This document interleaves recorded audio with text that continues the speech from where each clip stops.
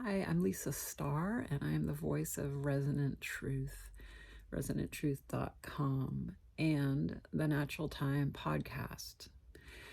And everything I do online is about Mayan astrology, and I could say Mayan spirituality and the cosmology of the Maya. They left us. I feel like they left us a star system that we can track here on Earth. And I've spent the last 23 years following their cycles and about 20 years teaching them. And I have been doing like on air broadcasting, first radio, and then podcasting for a really long time as well. I know there's a million podcasts now, and I'm happy if you found mine, but I also wanted to make some videos that kind of travel alongside the podcast so that, I don't know, you can see what I look like or feel more met by me gazing out from a screen. I don't really have a lot of visual prompts, and I'm not willing to do a bunch of edits in order to have something online, but I do feel like with so many podcasts in the universe now, there were not very many when I started.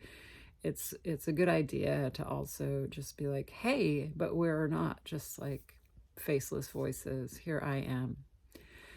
This is like a very brief introduction, not really to the Mayan calendars, because I think that is like covered abundantly on the internet, but maybe to my perspective and history around it, around following them. So I am the child of someone who studied with Jose Arguelles, and I think Jose Arguelles needs to be name checked a lot at the beginning of any exploration of the Mayan calendars that I teach, because he was the absolute bridge, and he was a really good one for bringing the ancient Maya, which is both like a defunct huge civilization in Mexico and Guatemala, as well as an extant spirituality, a shamanism that is still followed by the Quiche Maya in those territories. But they went from being as grand, sort of as the Romans, as epic as that civilization in Mexico and Central America, to just being like ravaged and also ravaged by colonization and then famine, and still today that exists, and still today they follow calendars and have shamans, and it's completely authentic and true and historic and real. And whenever a gringa comes in and starts talking about Mayan spirituality, I really want to give some background as to how I got here and why I feel like I can teach you something. One of the really big pieces of my exploration is that while my mother studied with Jose Arguelles and brought the calendar sort of into my life peripherally, I was a teenager when she was really invested in learning it, and I was not at all someone who was teachable at that time. I was really into like new wave music and applying to college, and so I wasn't on board. In fact, I thought it seemed really stupid. But when I got into like being a mom myself, and also went through a divorce, which is a really humbling and ego shattering and emotionally wrought time, I felt like I wanted to bring a spirituality into the remnant of our family, myself and my two daughters. And I let my older daughter, who was only like 6 at the time, I'm like, do you have any ideas about what we should maybe call our family religion? And she said, the Mayan calendars, which she had learned from her grandma. So that was really what got me going. I don't know why I was so teachable. I think that phrase that our children are our teachers has always resonated for me. And I also wanted her to be happy, my little girl. So I got invested and interested really quickly, and then it took hold for me in my own sort of adult reality. I was really, really mesmerized by the language and the imagery of the Maya. So what I want to say about that briefly, although again you can find the structure and the intricacy of the so-called Mayan calendars described lots of places, but just imagining that life for them in their spiritual calendar revolved around 20 sacred objects or sacred roles or sort of like totemic images. And I thought it was beautiful to be taken backward in time to when humans lived closer to nature and in reverence to really strictly natural objects. Like now we revere things that are technological, and we revere things that have felt artificial and not close to the earth ever since like the introduction of plastics in the 50s or what have you. So as someone who was raised by the hippie culture, counterculture in California, I was already programmed to reject a lot of that. And when I discovered the Maya calendars and the Mayan sacred symbols, I felt like it filled a gap. Like, you're going to take away all this artificiality and plasticity of modern life, but then there's a vacuum. Like, what do I put in there? And as I became an adult and I couldn't put like being an athlete or being a good scholar or having a boyfriend and all those sort of more personal romantic visions of a young person, dreamy and aspirational, when I was dealing with hard realities, I discovered I needed to fill the void of like failed marriage and not necessarily career oriented and single mom and pretty broke and things that I hadn't ever aspired to happening to me and harshly. I needed, like I said, to fill the vacuum of all the things I was losing. And I found the Maya imagery is really present, minded, and powerful. And so I'm going to just say what they are. Like, it's so much more complex than these first words, but I'm just going to tell you what the 20 days are.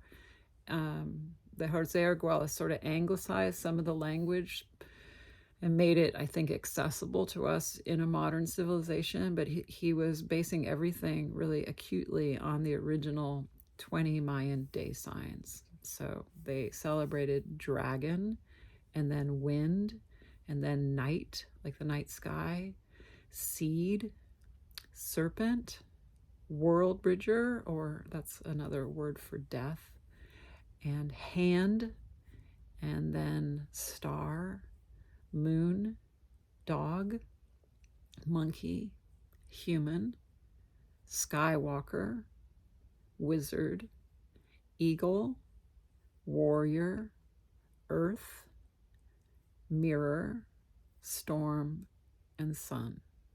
That's like the most distilled, basic way of describing their 20-day signs and their way of counting time. So each one of those little images and just like nouns is representing one day, and you just cycle through 20 days and 20 stages of life through these totems.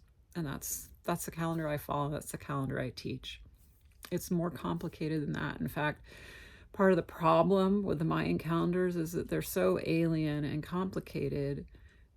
An alternate calendar that isn't our Gregorian one with the months that we already know. Like, what do we need more? Well, okay, it's a sacred calendar, so it's a calendar designed to draw us into a spiritual reflection each day. Well, people have a lot of spiritual practices already, so maybe they don't think you need to have one that's ascribed to time. But in any case, it is really a steep learning curve to come up with a whole new way of considering time. And I have all the sympathy in the world if that's where you're at in the steep learning curve in the beginning stage, because it's overwhelming. And I think people jettison the Mayan teachings all the time because it's complex in the beginning. It's dense and it's new material. And so I think that's why it's never been super popular also, because it feels at the beginning, I would say, like awesome and overwhelming. I just remember when I started, I was 30 years old, and I just started one day at a time. And it wasn't like coordinated with that phrase that has to do with other ways of living simply or living your way into sobriety. I just recognized that I could learn about each day as it arose. So on a dragon day, I tried to understand what I was feeling or experiencing, and then I took some notes. I recorded a little blurb about my day, and I started to see if one dragon day resembled another. and what changed between the dragon day and the day that follows that's called wind.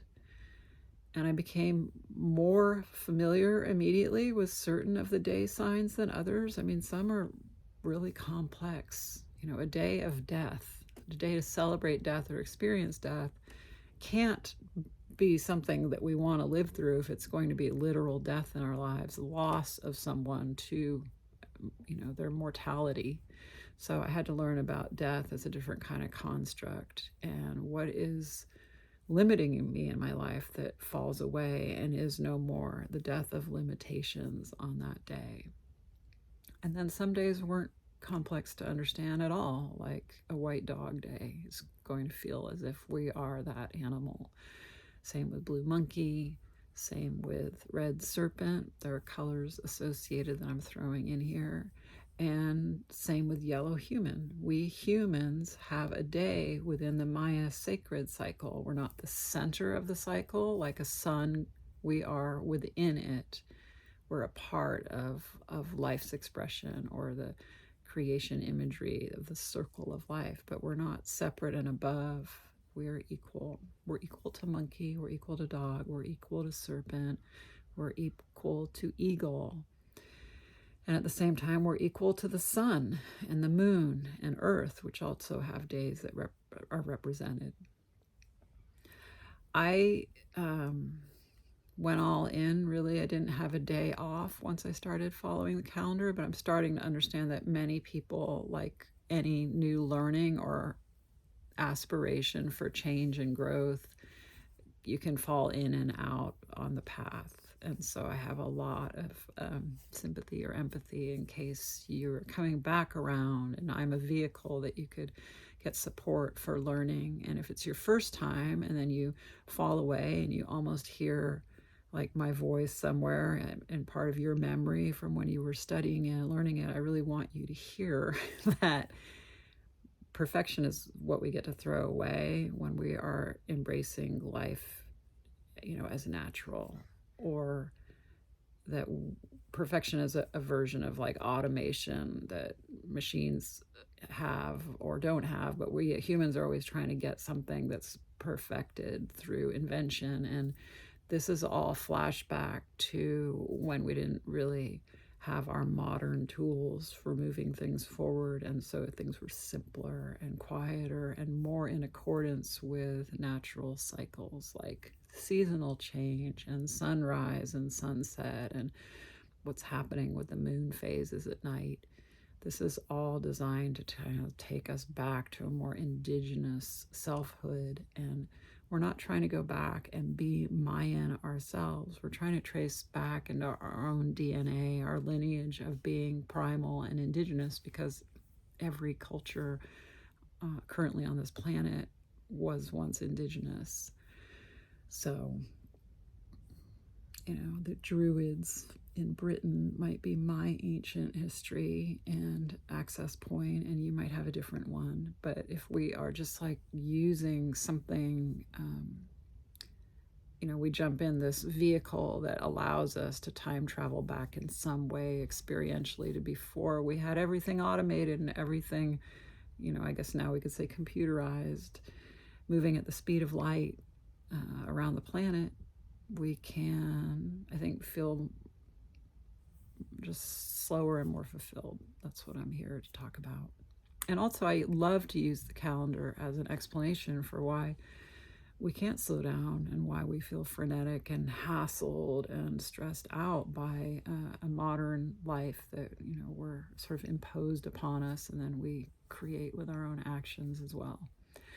So just returning to the journey, I went from being someone who studied every day, in a very like kindergarten way, preschool, colors and images and sounds, to teaching. A few years later, I started teaching other people in person about the calendar. And, I would just find handfuls of people who are interested, not roomfuls. But I've stayed really in touch with how to tell you, a new person, something about this that hopefully makes you stay in like the embrace of the Mayan teachings.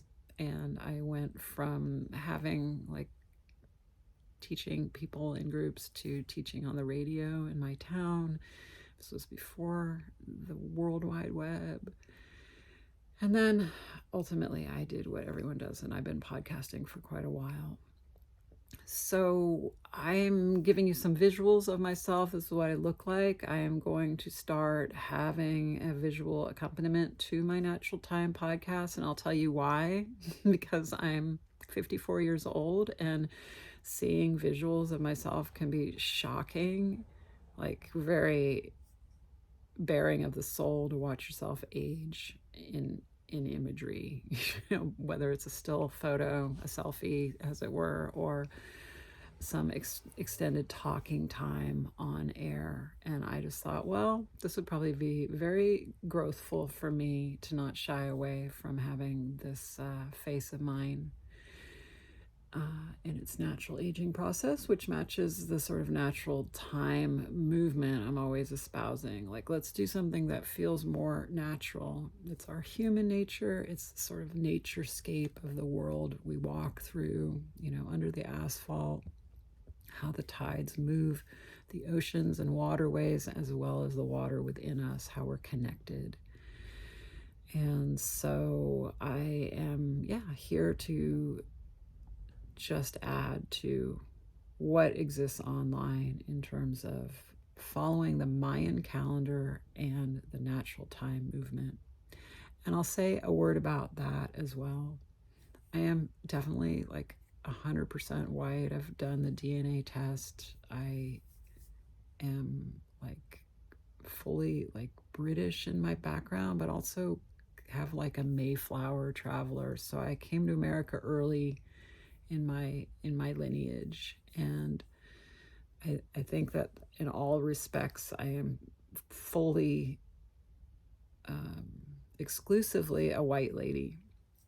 But I have 2 children who've been in my womb who carry the DNA of both Native American in California and Mexican, so like potentially Mayan or some other lineage from ancient Mexico. And so like when you have children in your womb and your DNA in your body is sort of like what creates them and co-creates them with your partner, and everything is like in you, there is such, I think, a fusion that happens. And it's not tacit permission to say, now I'm Mexican American and Native American. I would never insinuate that, but it's different than not having had the experience of bearing them and raising them and being very like in recession, like the recessive part of raising them. Like your lineage through your father is like in some way more important than my own. Like it is the overlooked or underrepresented part of my children, the one that's like obliterated by colonization. So we're going to make sure we pay attention to that. And so in that deference, I think that's how I came to the Maya calendars that we're talking about here, and also how I continue to just, I'm a witness. I'm not an expert except on my own experience, and I think I'm astute in observing and experiencing life. Like I think that's my skill set, is a sensitivity, like what is happening right now.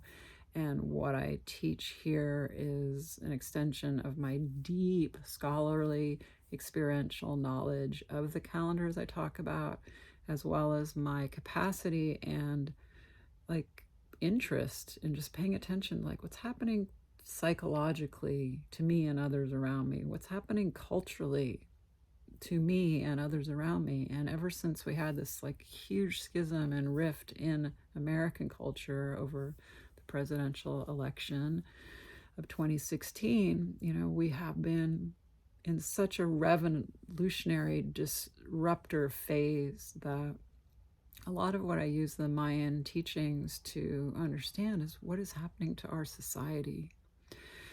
So I feel like I have permission from at least my higher self. My higher best self knows that I am not doing any ill and I'm not being irresponsible by speaking as if I have some knowledge about the Mayan teachings.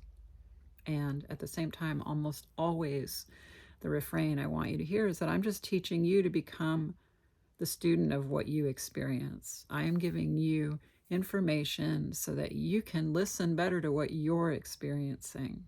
I'm not trying to get you to learn and recite and incorporate what I say is happening.